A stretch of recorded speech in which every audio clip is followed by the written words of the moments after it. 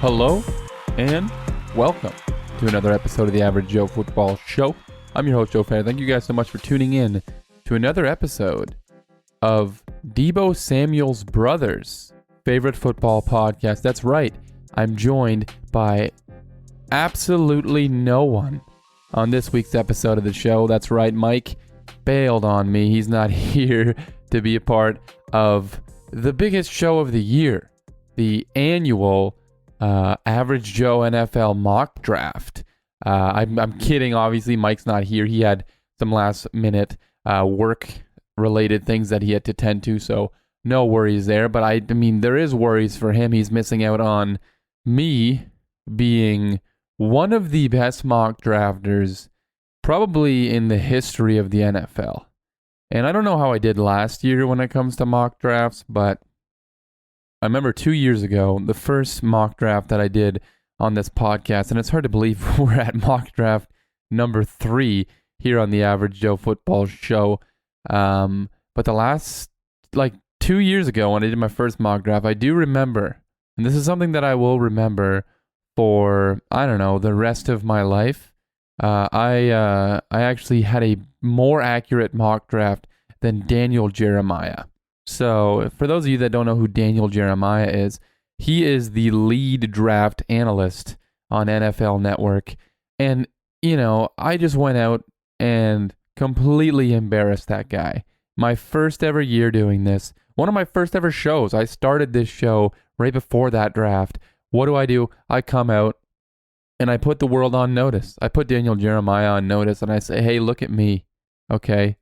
I'm the captain now. And that's exactly what I did with my first mock draft. Now, last year, how did I do? I don't know. It doesn't matter. Because once you beat Daniel Jeremiah in a mock draft competition, which it is a competition, why else do we do these mock drafts is not for competition?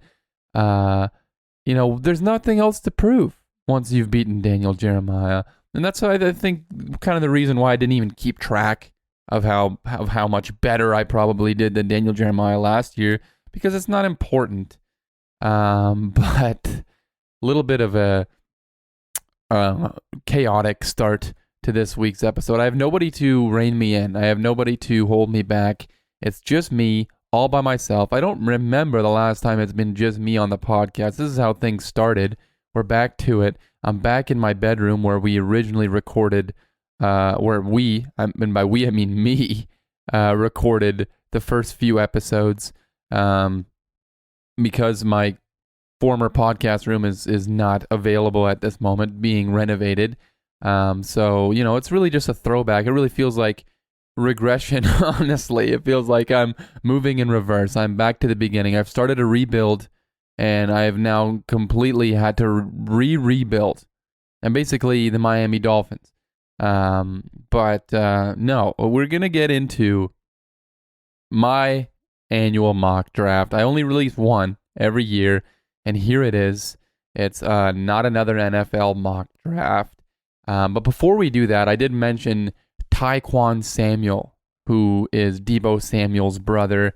And before we get into the mock draft, I figured we could really quickly talk, and by we again, I mean me, and you guys could listen to me talk about Deebo Samuel. Deebo Samuel, the wide receiver for the San Francisco 49ers.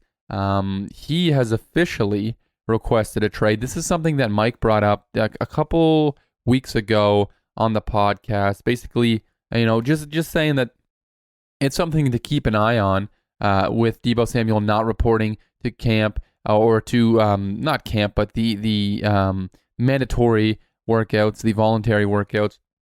And again, they're not mandatory, but I think a lot of times players do use statements or do use that as a way to make a statement. And I think that's what Deebo Samuel and a lot of the other receivers are doing. A.J. Brown has done it. DK Metcalf, I believe, is also doing it. All those receivers that were not drafted in the first round a couple years back that are now looking for that new contract. Deebo Samuel, however, he has demanded a trade. And it's a really weird situation because it's not a situation where, the San Francisco 49ers, apparently, and again, we don't know anything behind the scenes, and Deebo Samuel did tweet something along those lines like, the only people that know the truth is me and the 49ers and my agent. And that's 100% true. We don't know the truth about what's going on, really. And it's very confusing. It's very confusing because apparently, there are reports that San Francisco 49ers are willing to pay Deebo Samuel, but he doesn't even want to talk about a contract negotiation. There's rumors that he just does not want to play in San Francisco. And then it kind of brings the question up, why does he not want to play in San Francisco? And I think a lot of people are trying to figure that out right now. Some people think it's, this is something as simple as the state income tax. California has really high state income tax, or the state income tax. Places like Florida, places like Texas do not have. I think Arizona as well do not have state income tax. So that could be part of it, which seems crazy. But listen, money is important to a lot of these players. But a lot of people say that it's not even contract related. It's not money related. He just doesn't want to be there. His relationship with Kyle Shanahan has frayed, and a lot of rumors that he doesn't want to be used as this sort of in-between running back, wide receiver type of player that he was used last year, which is interesting because that's exactly what makes him so valuable. I think that's exactly what would make teams want to trade for Deebo Samuel. And it's that interesting dynamic where it's like the very thing that would make him so valuable is potentially the thing that he doesn't want to even bring to the table with his next team. I think that brings kind of an interesting scenario for the team that trades for him. And maybe this is not true. Maybe he's okay with playing running back and wide receiver part-time position, what he's been doing the last, year. I guess he didn't really do it any other year. And this is definitely an interesting thing to keep an eye on. And I hope he does not get traded before this episode releases, because I have a mock draft. And if he does get traded, he's probably going to get traded for a first-round pick this year or more, most likely more. And a lot of the teams that are in on him are teams like the New York Jets, teams like the Green Bay Packers, teams like the Detroit Lions, teams with, and I believe the Kansas City Chiefs were mentioned as well, teams with needs at wide receiver. And if I had to guess, the New York Jets do make a lot of sense, and it's because the New York Jets were the same team that were really in on going and getting Tyreek Hill just a few weeks ago, before the Dolphins came in and kind of stole Tyreek Hill from the New York Jets. You can tell they're in on getting a receiver, and if I had to guess, I would say, that makes the most sense to me is to have Deebo Samuel go to, the New York Jets, where their system is essentially the exact same system as what we saw in San Francisco. But again, that could also bring up an interesting question. Does Deebo Samuel want to play for a system that's exactly the same? You have Robert Saleh there, who was the defensive coordinator in San Francisco when Deebo Samuel was drafted. And then you have, what's his name? The Mike LaFleur, the brother of Matt LaFleur, who came also from San Francisco. He was the offensive coordinator there. So very similar San Francisco ties. Does he want to go to a place that has San Francisco ties? We know he has a really close relationship with the Dolphins head coach, Mike McDaniel. He's been seen out, not trying to. He was out for breakfast with him at one point, and he hangs out, and he loves Mike McDaniel. That's like his favorite coach, and he said a lot of really, really good things about head coach Mike McDaniel. So it's interesting, you can obviously see there are coaches within that system that he did appreciate and he did love. And I know he loves Wes Welker as well, who's in Miami. And then that brings up Dolphins fans saying, oh, we should trade for Deebo Samuel. And that makes no sense whatsoever to me. I'm sorry, Dolphins fans. Listen, Deebo Samuel is an awesome player, but it makes no sense. I mean, to pay $30 million for two, or each for two wide receivers, it just makes absolutely no sense. But if I had to guess where Deebo Samuel will go, I would say it will probably be to the New York Jets. When it will happen, now your guess is as good as mine. I'm not totally sure. It's right up against the draft. So if it's going to happen, it's probably going to happen right before the draft, if not during the draft. When the commissioner goes up there for the pick, we might see, the Jets with their 10th pick, or they have the pick at 4. Maybe they trade that 4th pick. I doubt. I think it would be the second first round pick that probably would get traded, that's kind of the one where a lot of people think the Jets will go wide receiver. So it makes sense if that would be the trade that happens, is the Jets trade that number 10 overall pick, and then probably a little bit more for Deebo Samuel. But we'll just have to wait and see. And to me, I'm kind of, I like Deebo Samuel. I'm not like incredibly high on Deebo Samuel, but I do think that he is he's a really good receiver. He was an All-Pro last year, and he's so dynamic. He was one of the most exciting players in the NFL last year. The thing that would just kind of scare me off is before last year, he struggled to stay healthy. He struggled to stay on the field. He's 26 years old, so he's still pretty young. He's not quite as young as I thought he was, but he's still a really, really good receiver. And I think, even if he does not want to play running back on his next team, I still think he is a very valuable receiver. And if he goes to a team like the Jets or the Packers or the Lions or one of these teams, the Chiefs, he immediately becomes the number one receiver on that team. So it'll definitely be something to keep an eye on, especially around draft time. But speaking of draft time, why don't we not beat around the bush anymore? Just get straight to the greatest NFL mock draft of all time. That's right. This is the greatest one of all time. I'm calling it.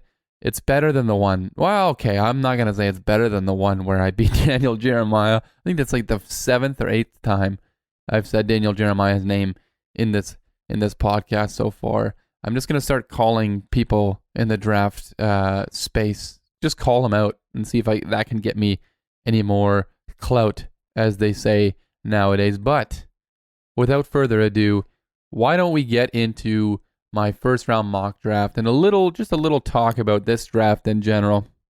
I love the NFL draft. It's a very exciting time. And this draft this year, I've kind of been a little behind. It's my first year where I have like a son that's moving around. Like last year, my son was born during, I think, the third or day 3.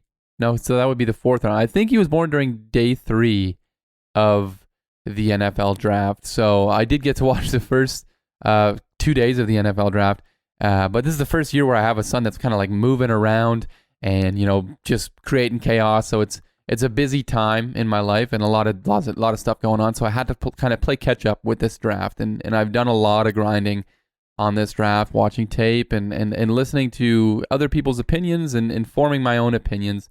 And I think this is a very interesting draft. And I think every draft is interesting. And I think a lot of people seem to believe that this draft, the talent is maybe not as high as some previous drafts. Certainly the quarterback talent, not nearly as high as we've seen in other years.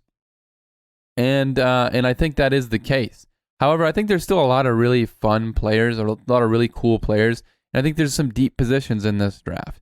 And I think the lack of real quarterbacks, or not real quarterbacks, I still think there will be quarterbacks that go in the first round. Some people seem to think that there's going to be no quarterbacks. Some people seem to think that there's going to be 5 quarterbacks taken in the first round. It's really, and that brings me to kind of my next point. It's nobody has any idea with this draft, and it's so interesting. This is the first draft in a long while where everything, including the number 1 overall pick, which is almost never a secret in the NFL, everything seems up in the air. And I think that's what makes this draft so interesting. And I think I make kind of a bold pick at number 1. Kind of a bold pick. I mean, this pick has been kind of foreshadowed for a while in the NFL news cycle, but it's just interesting that even the number 1 pick and especially everything after that is just nobody knows. Nobody knows. Nobody can get a consensus. You listen to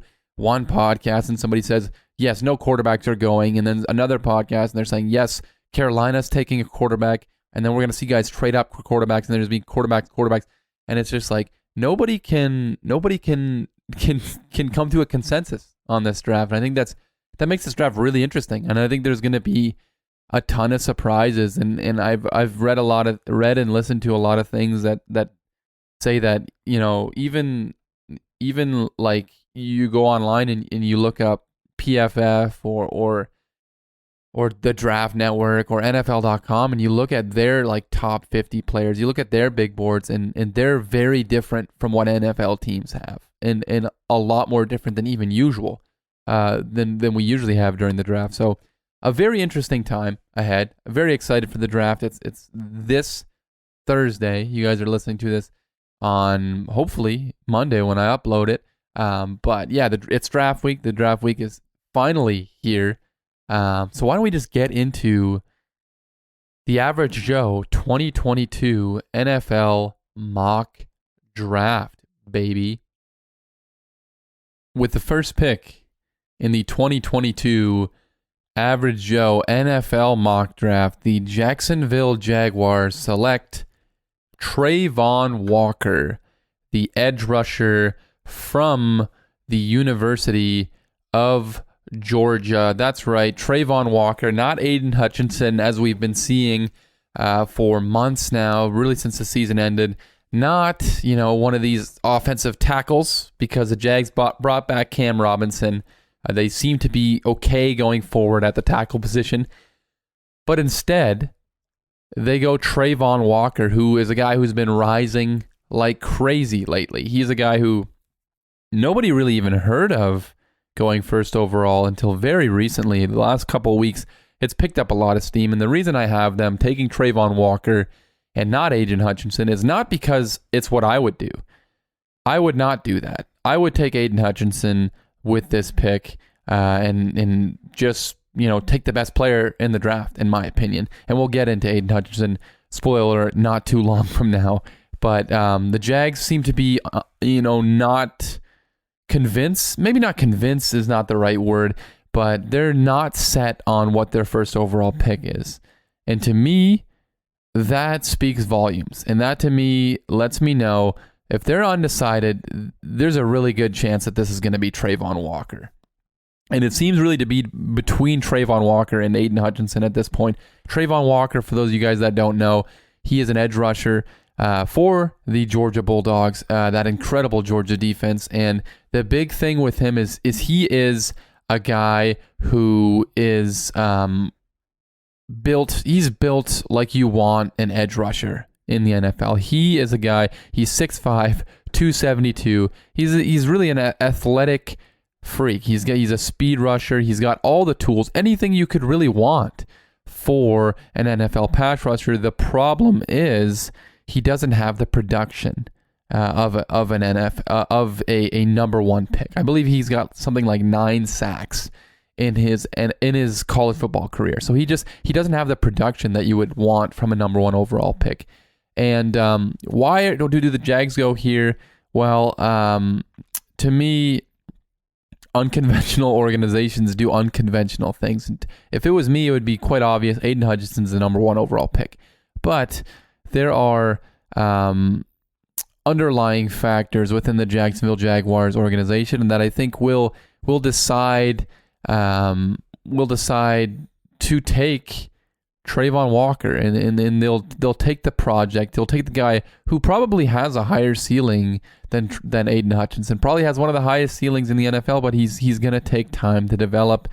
And the general manager currently for the Jacksonville Jaguars, whose name I'm somehow blanking on. I don't even understand. He used to be the general manager for the San Francisco 49ers. It was him and Jim Harbaugh that had all that beef back in the day, and it was the reason why Jim Harbaugh was eventually let go as the San Francisco 49ers head coach. There's a lot of beef there, and a lot of people say that could be a reason why Aiden Hutchinson isn't taken. Then people are like, "Oh, that's ridiculous. That's ridiculous. Well, that would never happen. They would never be that petty." I was like, "Would they not be that petty?" I think they would be that petty because NFL people are that petty, and the Jacksonville Jaguars are not the most soundly run organization. So again, I'm not saying this is a bad pick, but it's an unconventional pick. Travon Walker to the Jacksonville Jaguars, who are picking number one for the second straight year. And then with the number 2 pick in the 2022 NFL average, I'm not going to say this every time. The number 2 pick is Aiden Hutchinson to the Detroit Lions. And this is a pick that I really want to see happen. And this is maybe part of the reason why I put Travon Walker at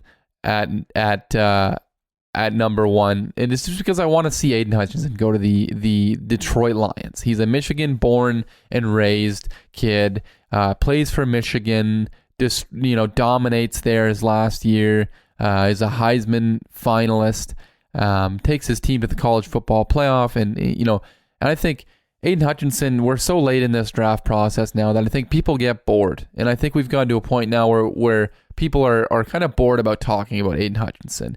And they've kind of gotten to the point where Aiden Hutchinson is not actually that good. And I just think that's ridiculous. Aiden Hutchinson is really good.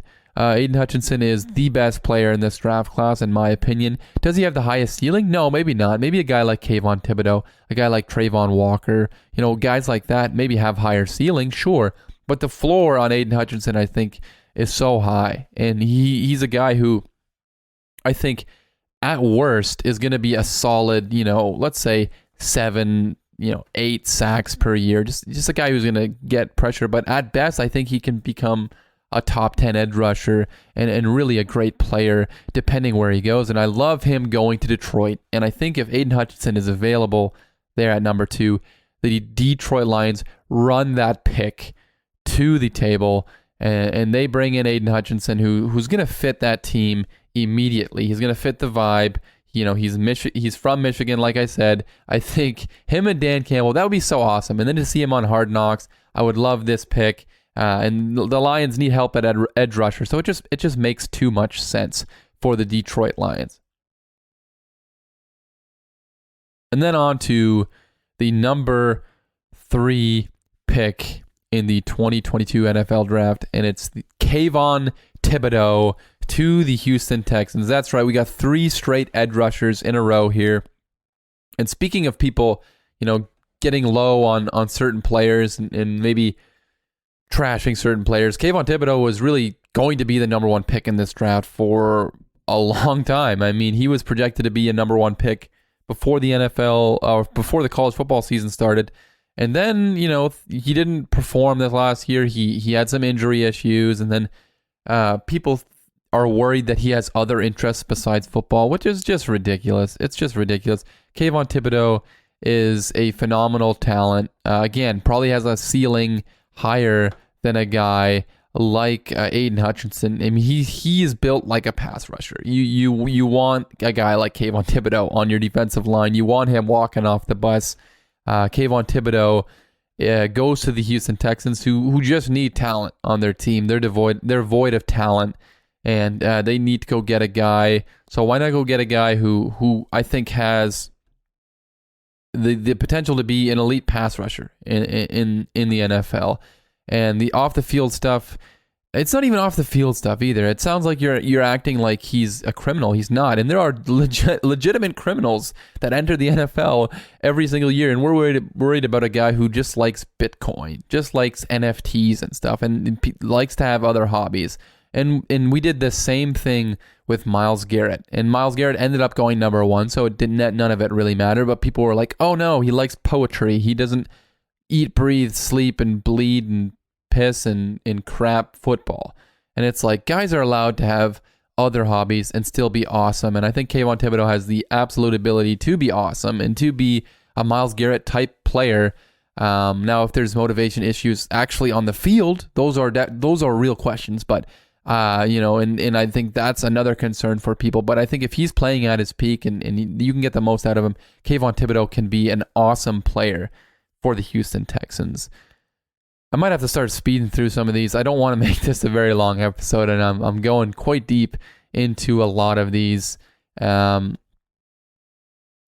the number 4 selection, we have the New York Jets on the clock, and they're going to take Ahmad Sauce Gardner, the defensive back from Cincinnati. I talked about this one as well a few weeks ago, or last week, I believe it was, when we were talking about draft picks that we'd love to see. And I would love to see the New York Jets go get Sauce Gardner, go get you a number 1 corner. They have a tremendous need at the cornerback position. So go and get a guy who can be a lockdown corner in the NFL. He's got a guy with a ton of confidence, and I think that's what this defense needs. They need that guy who's got that chip on his shoulder, who's got that loud mouth, who's got that attitude, and can bring a little attitude to this defense, because this team needs a lot of help. They're not there yet. They're in a tough division. They're going to need to play some good defense. Ahmad Gardner can come in and do that for them. So Ahmad Gardner to the Jets just makes too much sense. He's the number one corner in this draft, according to a lot of people, including myself. So the Jets pick up a potential lockdown corner with the number 4 pick, and then on to the number 5 pick, and then it's the other New York team, the New York Giants, and they take Evan Neal, the tackle out of Alabama, and I was torn between Evan Neal and the other tackle, Ikem Ekwonu, on who, and I think I had Ekwonu going here for a long time, and I went through this mock draft multiple times to try and get the best mock draft I could possibly to get, and I think up until the very end I had Ikem Ekwonu going here, but I'm gonna go with Evan Neal.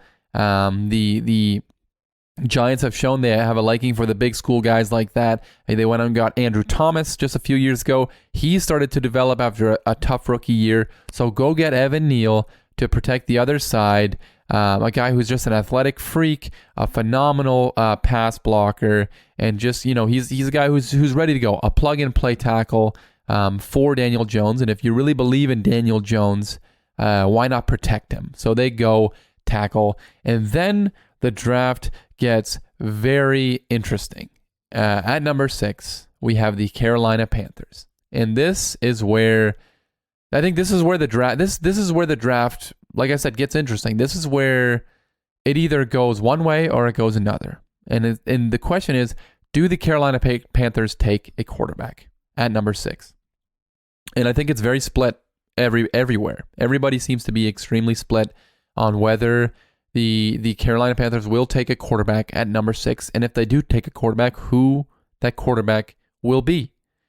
So at number 6 in my mock draft, I have the Carolina Panthers taking Kenny Pickett, the quarterback out of Pittsburgh. Again, this is not what I would do. I'm not a huge Kenny Pickett guy. I don't trust any quarterback that wears 2 gloves.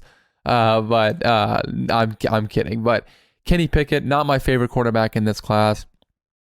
And I think a lot of people seem to be convinced, Carolina Panthers are in on Baker Mayfield. They're obviously not going to select a quarterback. The Carolina Panthers are doing work on other quarterbacks that are available in free agency, maybe Jimmy G or whatever. And a lot of people are like, I'm hearing they're not going to take a quarterback. They're going to take a tackle. And they very well could. However, every year around this time, we get to the draft, and everybody says, be careful what you talk. Be careful what you hear. Be careful what you listen to, because it's lying season. Everybody's lying. But yet, when we get to the NFL draft every single year, everybody seems to forget that everybody's lying. And to me, I just see all this as a lot of smoke screens for Carolina. I think they're going to take a quarterback at number 6. And I think it's going to be Kenny Pickett, because Kenny Pickett has that relationship with Matt Rule. Matt Rule recruited him to go play at Temple. Matt Rule, I think, eventually went to Baylor, and then he never actually played at Temple, Kenny Pickett. So, they don't have that, they haven't played and coached together.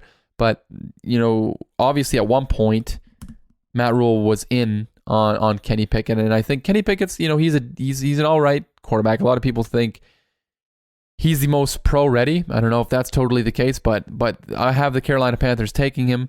And, I just think that with an owner that's desperate for a franchise quarterback, with a team that's desperate, Matt Rule needs to win.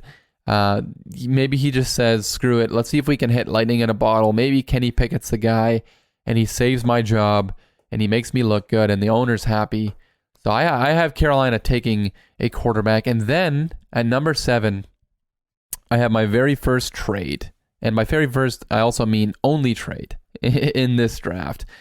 And I figured I'd throw a trade in here, also because I think this trade makes a ton of sense. And I try to throw a trade in once in a while on my mock drafts, because it only makes sense. When do you ever have a first round that doesn't have a trade, and I hadn't thrown in this trade until the very end. I just went chalk. I went no trades until the very end, and boy, oh boy, does that one trade mess with everything.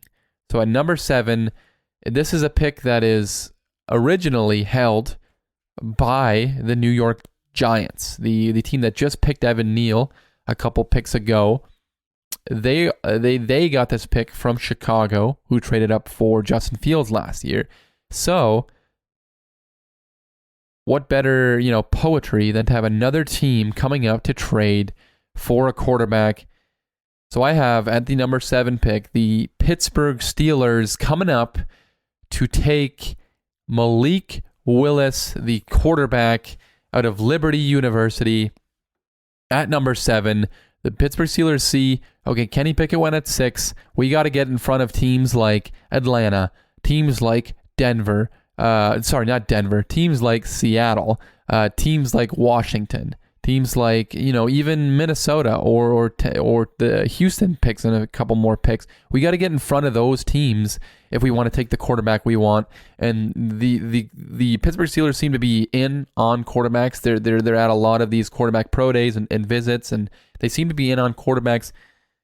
And my initial reaction to that was like, oh, this is smoke screens. They're trying to make us think they're going to take a quarterback. They're not actually going to take a quarterback. But then I sat back and I really thought about it. And I thought about last year, and there was a lot of, rumors coming out. If Najee Harris is available for the Steelers, they will take Najee Harris.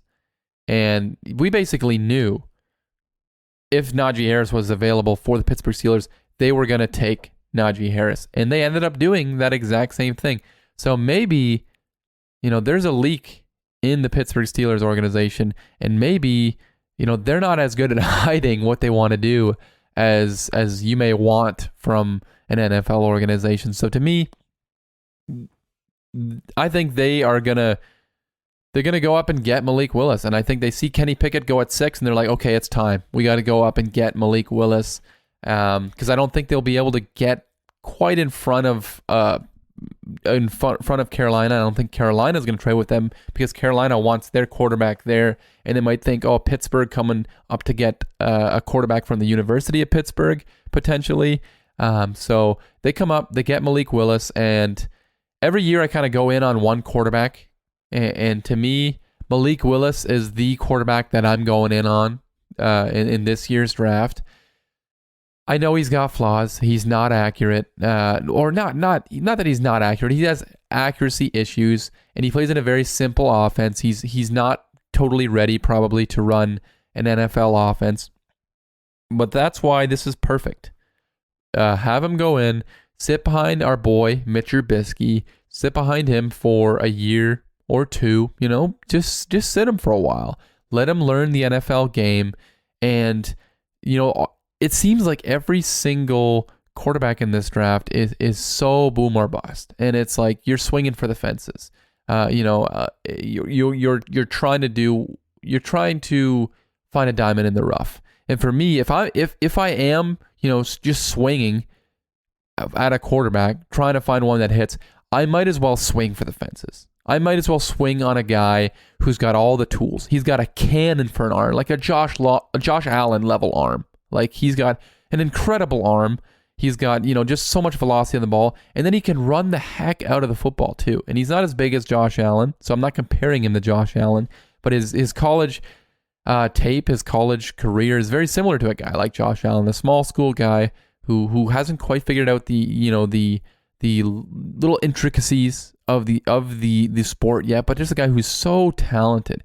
And if you're going to swing on a guy, why not swing on a guy who has all these talents, has all these things that you just can't teach. You can't teach a guy to have a huge arm. You can't teach a guy to be this athletic. And to me, Malik Willis is the guy I'm going in on. I think Malik Willis will be great, especially if he goes to Pittsburgh. I think that's just a perfect situation for him. And we know Mike Tomlin's been talking so much about getting an athletic quarterback, getting a quarterback that can run, a mobile quarterback. So he gets his mobile quarterback. The Steelers get their quarterback of the future with Malik Willis. And yeah, it just makes too much sense. And you want to talk about NFL ready. Look at a guy like Jalen Hurts, who a lot of people thought wasn't NFL ready. And is he the best quarterback in the NFL? No. But I think a good way to survive when you're not ready to be in the NFL is to be an athletic quarterback. And I think that's exactly what Malik Willis can do. He can make plays with his legs, very similar to the way that Deshaun Watson did early in his career. Like a guy who he wasn't all there as a passer, but he just made explosive plays and he got first downs when you need first downs as a rusher. And I think Malik Willis has that same potential, in my opinion.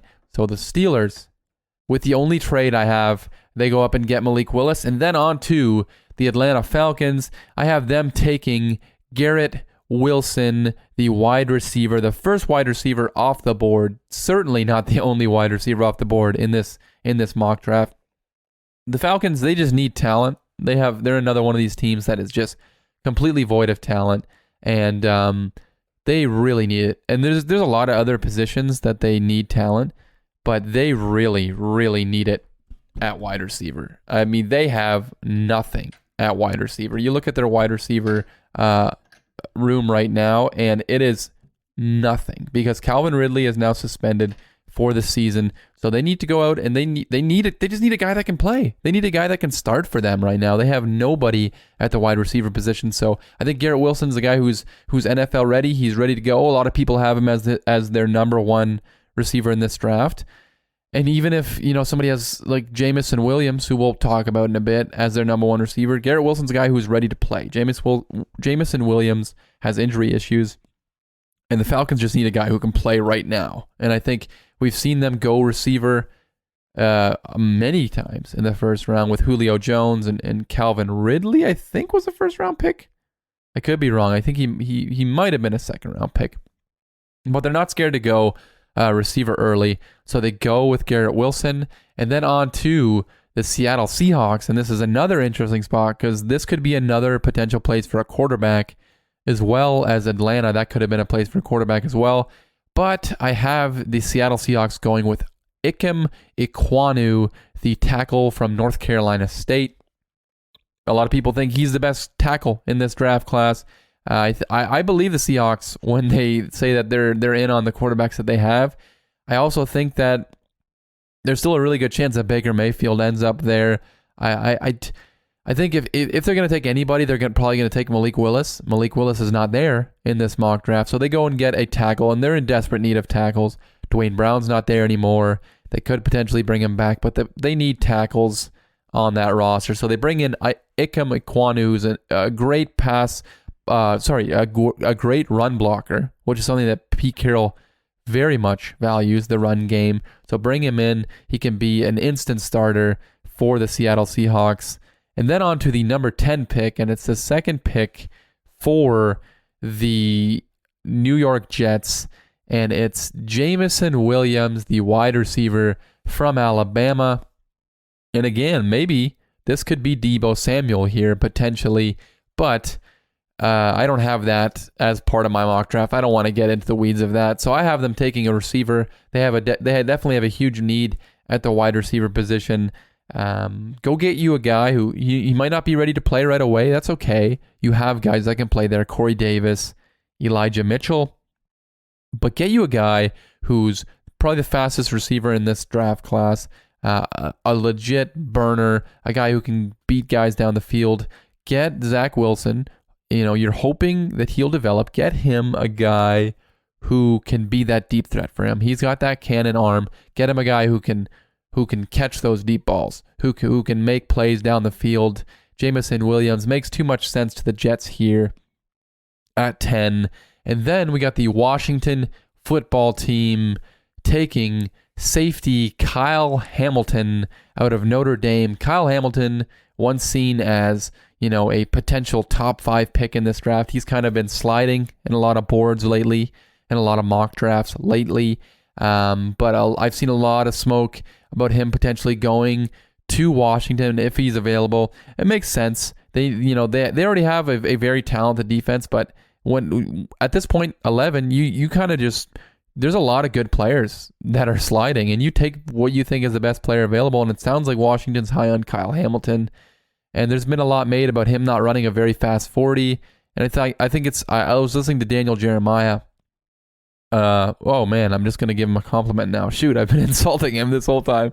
But no, I really like Daniel Jeremiah, and I was listening to him on a podcast, and he was talking about what's more important, like if a guy who can run really fast, or a guy who's got great instinct. And it's like Kyle Hamilton ran a 4.740, which is not the fastest 40-yard dash. But if say me and you, the listener of this podcast, say you run a faster 40-yard dash, so you're quicker, but I'm able to react much quicker to what's going on in the field. So I'm 2 steps ahead by the time you get running. Well, if that's the case, then I'm making the play because you're behind despite you being faster than me. I think that's so key with Kyle Hamilton. He's got great awareness. He makes plays just from one end of the field to the other. And I think he's a guy who's got that great instinct and just makes sense for Washington at 11. And then we have the Minnesota Vikings at number 12. And this, to me, is a dream scenario for the Minnesota Vikings because Derek Stingley Jr. is still on the board. This is a guy who's been shooting up boards.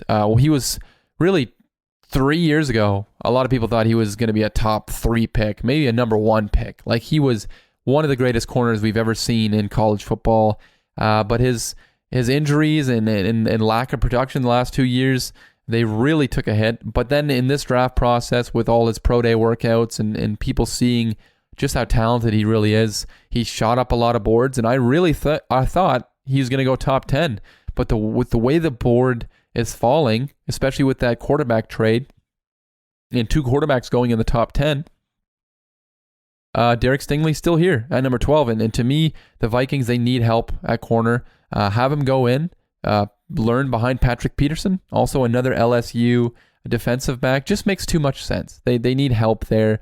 A couple years ago, they drafted Jeff Gladney, who had legal troubles and is no longer there. Go and get you a corner that can shore up that defense. And yeah, it just makes too much sense. Derek Stingley can be a number 1 shutdown corner, just like I think Sauce Gardner, if he puts it all together. So Derek Stingley going to Minnesota. I think this is a fantastic pick for the Vikings because Malik Willis, who I would have loved for them to pick, like I talked about a couple of weeks ago, would have loved for them to pick Malik Willis, but instead they get Derek Stingley Jr., and that is a great consolation prize in my opinion. And then we go on to Houston.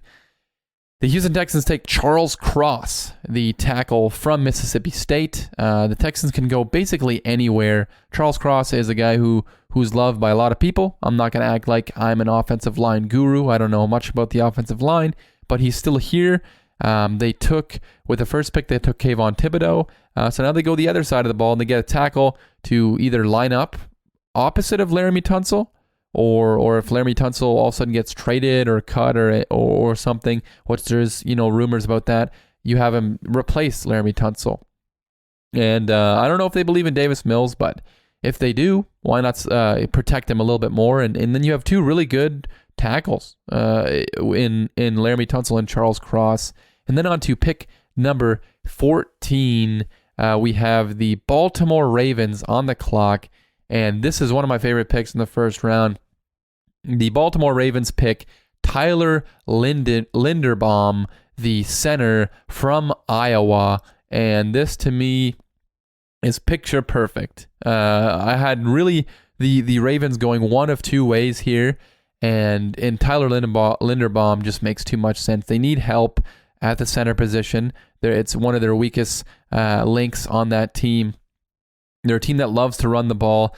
Tyler Linderbaum is a great run blocker, great mover in space. A lot of people compare him to a Jason Kelce, and if he can be that for this Baltimore Ravens team, it's picture perfect. And I just think that this would be such a great selection that I really want to see it happen, and I think it just makes so much sense for a team that loves to run the ball, and really it's a necessity for them to run the ball with the quarterback that they have there in Lamar Jackson. So Tyler Linderbaum to the Ravens, it just makes too much sense. And then on to the Philadelphia Eagles at number 15 as we try to speed things up a bit in this mock draft. I got the Philadelphia Eagles taking wide receiver Drake London out of the University of Southern California, the third wide receiver off the board. Drake London, he's a big, tall, lanky guy. The best jump ball receiver in this draft. He can be a legit number one wideout, and I think he would be such a great complement to what Devontae Smith is. Devontae Smith is this fantastic route runner, this guy who can get open underneath and create plays there. And then you got Drake London, a guy who can make plays down the field. He's athletic enough to get down the field. He might not be the crispest, smoothest route runner, but he's a guy who can just go up and get the ball, be that safety blanket for Jalen Hurts. Makes too much sense. Drake London, the Philadelphia Eagles have a real need at wide receiver, so they go and they get Drake London from USC. And then at number 16, we have the New Orleans Saints going with Chris Olave, who's one of my favorite receivers in this draft class, a guy similar to a guy like I just talked about with Devontae Smith, who can just, a great route runner, gets open underneath, not the most athletic guy in the world, but just a guy who knows how to get open, a guy who can make plays for you. You draft him, you line him up alongside another former Ohio State receiver in Michael Thomas, and you make life a heck of a lot easier on Jameis Winston or potentially a rookie quarterback. Who you take in this mock draft? Who knows? You get either one. You get them help. They need help at the wide receiver position. This is still a really good roster, and if they draft the right pieces, they could still compete. Why don't we take just a small little break? I'm going to catch my breath, maybe get a drink of water. We're now halfway through this mock draft, so I will catch you guys on the other side with the second half of the Average Joe 2022, whatever, NFL mock draft, whatever you want to call it. We'll catch you on the other side. And we're back with the second half of my mock draft. So just to sum things up so far, we got Travon Walker going 1, Aiden Hutchinson 2, Kayvon Thibodeau, Ahmad Gardner 4 to the Jets. The Giants take Evan Neal at 5. Kenny Pickett and Malik Willis go back-to-back to the Panthers and Steelers.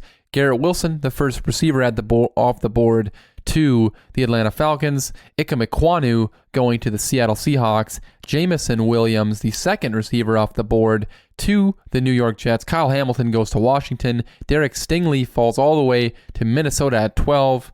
Charles Cross to Houston at 13. Tyler Linderbaum goes to the Baltimore Ravens at 14. Drake London at 15 to the Eagles. And then Chris Olave rounded out our first half of the draft, going to the New Orleans Saints.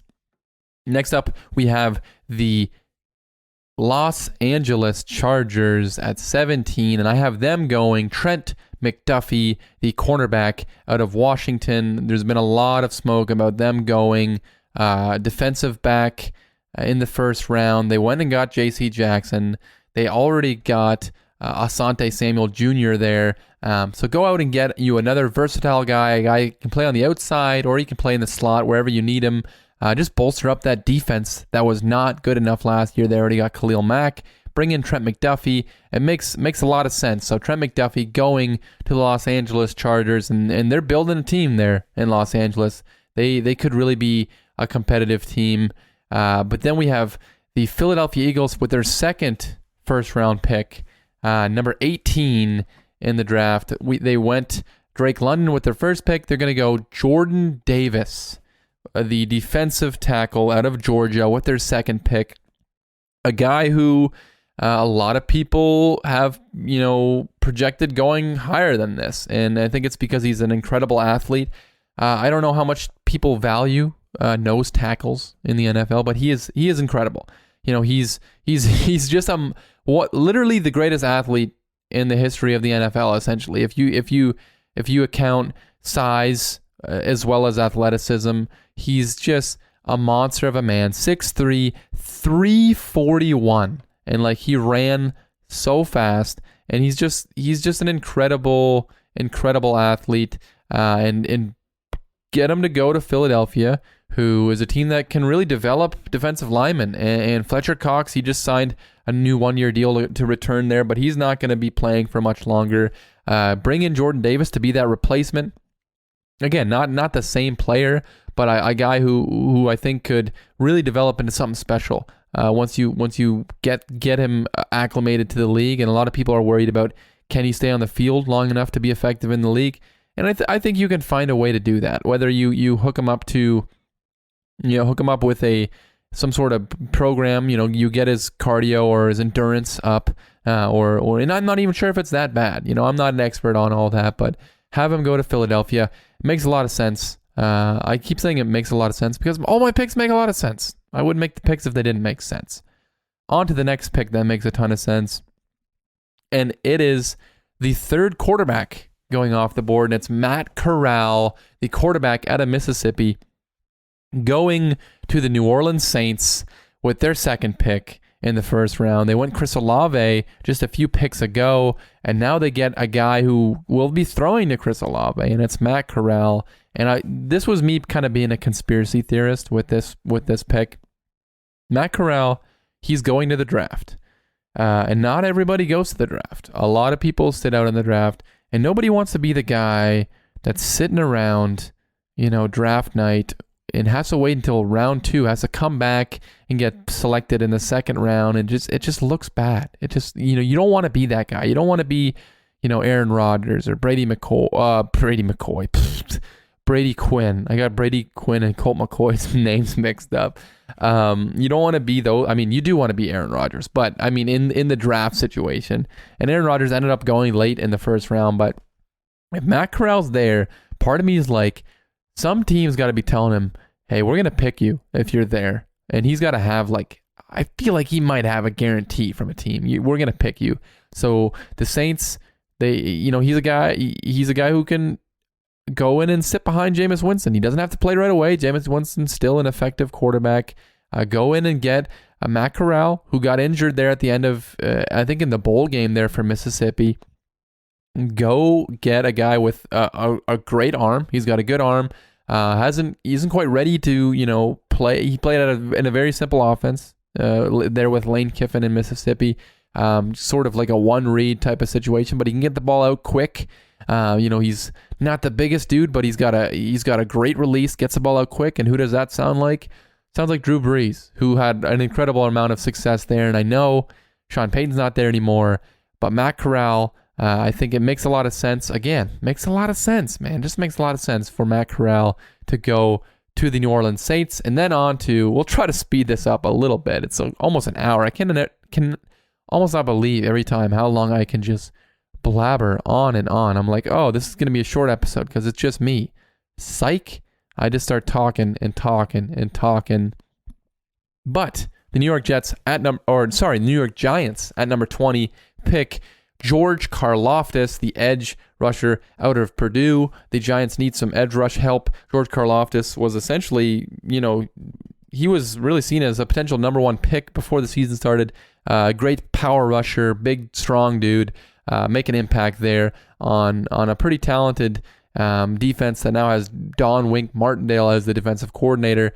And then on to the Patriots at number 21, and I have them going Devin Lloyd at linebacker. And I know they could go receiver. They have a need at wide receiver, but I can totally see Bill Belichick just saying, okay, we got Devontae Parker.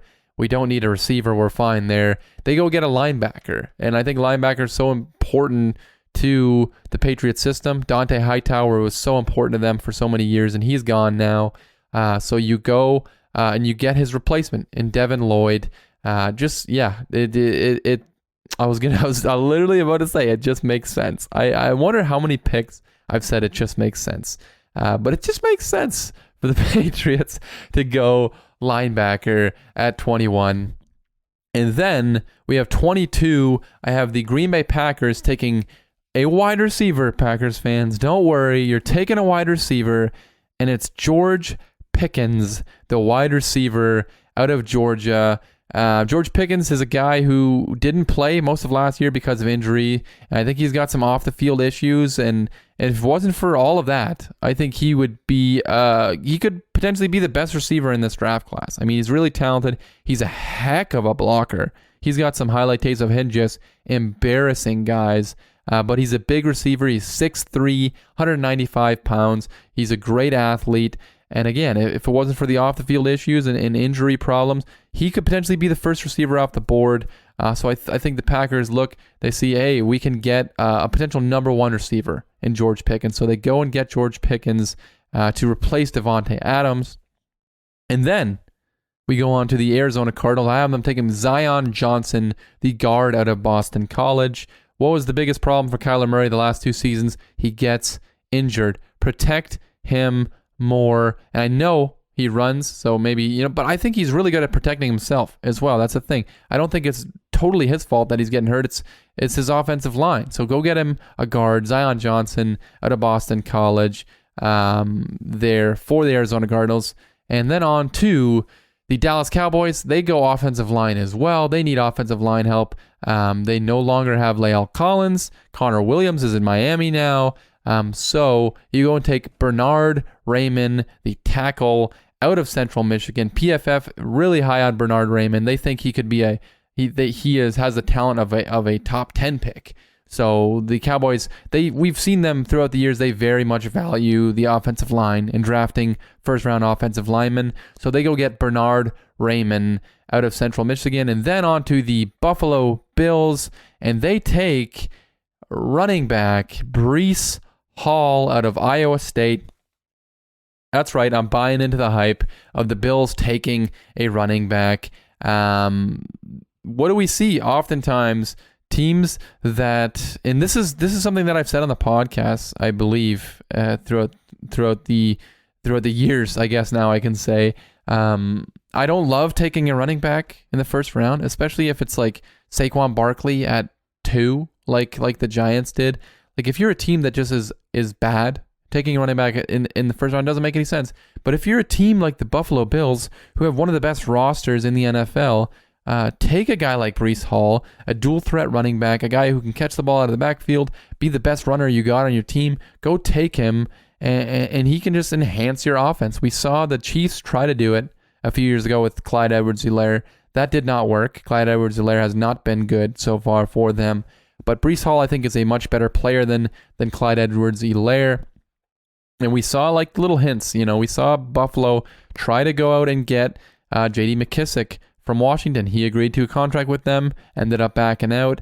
So go and get you a guy who can't back out your contract, Bills. Go get Breece Hall, and I think that would make this offense even more scary. So scary. And speaking of scary, let's move on to the Tennessee Titans, and I have them taking Devontae Wyatt, the interior edge rusher. That makes no sense at all. That's fantastic. The interior pass rusher from the University of Georgia, another Georgia guy off the board. You can never have enough pass rushers, and they could use some more on the interior. And they already got like a record number of sacks on Joe Burrow in the playoffs this past season. This is another team that could be a sleeper for a quarterback. I wouldn't be totally stunned. I think it'd be really fun to see them potentially go quarterback. But Devontae Wyatt, he's a guy from that Georgia defense. Can't go wrong there. Take him, pass rusher. And then on to the Tampa Bay Buccaneers, and they go Jermaine Johnson, an edge rusher from Florida. This is a guy who's gotten a lot of pop lately. He's a guy who's rising up boards. JPP's not there right now. Maybe he comes back eventually. I don't think he's signed anywhere. I could be wrong, but I don't think he's signed anywhere. Jermaine Johnson, go get you an edge rusher. How did they win their Super Bowl a couple years ago? Well, they got Tom Brady, but they also had an incredible pass rush. So go get Jermaine Johnson to replace JPP and team up with Joe Tryon and Shaq Barrett. You can never have enough pass rushers, especially if you're a good team. I think that's what good teams do. They bring in pass rushers and they bring in offensive linemen. And that leads me to my next pick, and that's the Green Bay Packers, a good team, bringing in Trevor Penning, the tackle from Northern Iowa. This is a nasty dude. He's aggressive. He's trying to beat dudes up at the Senior Bowl. A lot of people think that he could potentially play guard. The Packers have needs on the offensive line. Go get Trevor Penning, help protect Aaron Rodgers. And then you package that with George Pickens, and it's a pretty good draft for the Green Bay Packers. And then we move on to the Kansas City Chiefs. And they go wide receiver Treylon Burks out of Arkansas. And this could potentially be a steal. A lot of people really had Treylon Burks as like their number one wide receiver in this draft not that long ago. He didn't test as good as people had hoped, but we saw Patrick Mahomes saying, hey, we want to get bigger guys at the wide receiver position. We want to get bigger now that Tyreek Hill's not there. So go get Treylon Burks. He's a big dude, almost too big. I think he struggles with weight issues, but he's 6'2", 225, an explosive playmaker there at Arkansas. And then you get another receiver. It just makes sense. Again, it just makes sense for the Kansas City Chiefs. They have a need at receiver, but I don't think they're desperate. I don't think they get desperate, but Treylon Burks falling to you, I think, is a phenomenal situation for the Chiefs. And then they pick again at 30, and they go Andrew Booth Jr., the cornerback from Clemson. He's a guy who's struggled with some injuries, and you know, he's not all the way there, but he's a big corner, a guy who can come in, and if you can develop him right, and I think the Kansas City Chiefs have done a decent job at actually developing secondary pieces. We've seen them do it a couple times with L'Jarius Sneed and others like that. So bring in Andrew Booth. Maybe you can develop him into a number one corner and help a defense that is really the weak point of your roster. And then on to the number 31 pick in the 2022 NFL Draft, and I have the Bengals taking Tyler Smith, the tackle out of Tulsa. They just keep building on the O-line. They need O-line help. Just makes sense. Tyler Smith is there. Go take him. He can be a tackle or a guard, whatever you need him to be. Just do it. Again, it just makes sense. And then on to the number 32, the final pick in the first round, the final pick of my mock draft. Could the Lions take a quarterback? Could somebody come up and trade for a quarterback? Potentially, yes.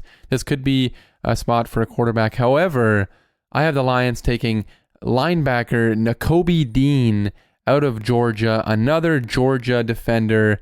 Go out and get you a guy who can be the leader of that defense. I love Nakobe Dean. I can't believe he's falling this far. I think some people have him falling out of the first round.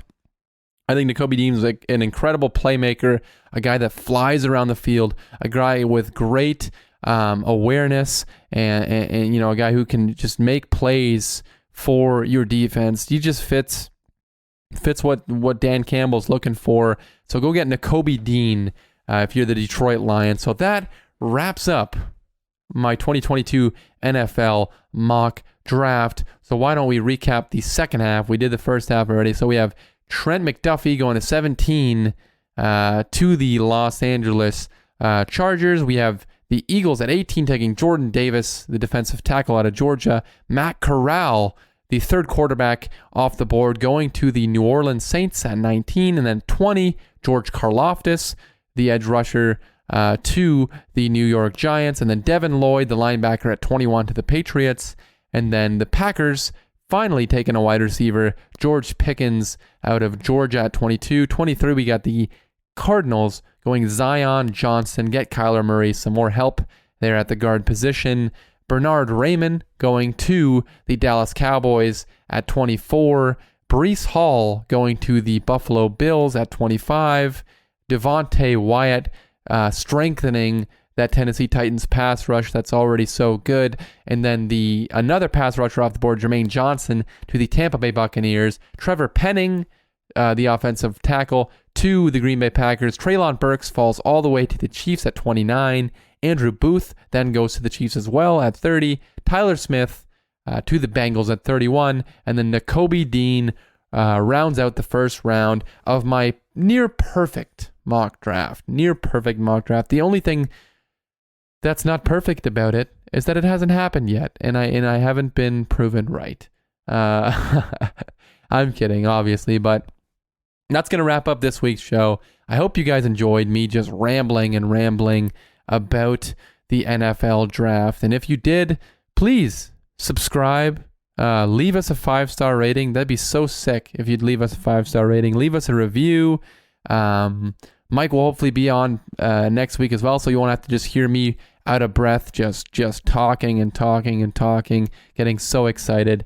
But yeah, leave us a 5-star rating. Tune in every week for new episodes. Follow us on Instagram, Twitter, and TikTok. Mike's making TikToks over there. I'm not really in on the TikTok game, but he's killing it. Follow us on those at _Average Joe Show. And the draft is this week. Looking forward to it. Might have a little bit of a late upload next week because of the way the draft is. We usually record on Thursdays. Not going to work because the draft is this Thursday. So stay tuned for that. But until then, I will catch you guys on the next one.